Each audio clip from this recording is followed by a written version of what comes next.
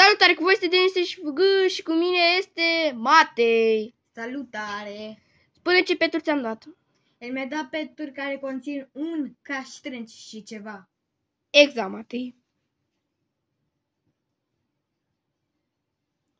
Vă mai amintiți de petul acesta Neon Guardian? Să scrieți în comentarii. Vreau să vă spun să scrieți în comentarii dacă vă place să jucați Mobile Legends, să-mi dați multe like-uri și să vă abonați pe canalul meu de YouTube. Și eu sunt Island Lifter. Eu sunt House Lifter. Sper că ați auzit bine, Matei este House Lifter. Uitați-vă cât strange am.